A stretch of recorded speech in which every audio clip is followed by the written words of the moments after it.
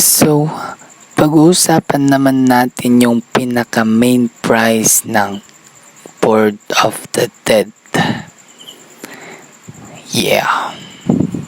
And tinatawag ko siyang treasure. Kasi parang may kailangan kang i-meet para makakuha mo yung treasure ng Board of the Dead. Yeah.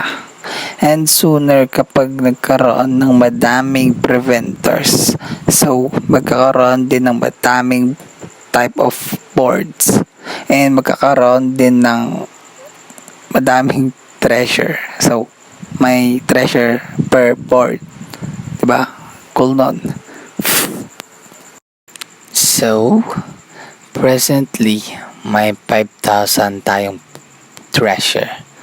And then, kailangan nilang maka 5,000 Winnie din. So, every month, nag-i-increase yung treasure. Depending kung ilan yung idagdag ng preventer.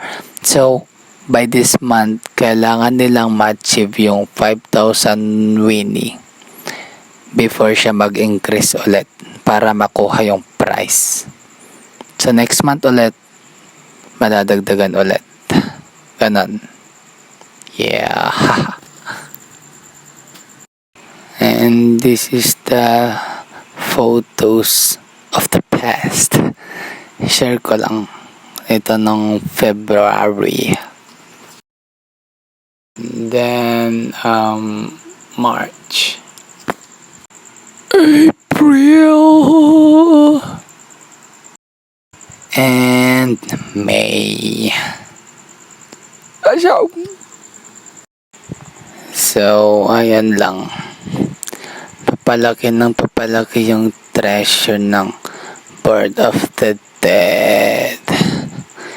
And I guess yung treasure din is nakadepend din sa magiging preventer kung ano yung trip nila. Yeah.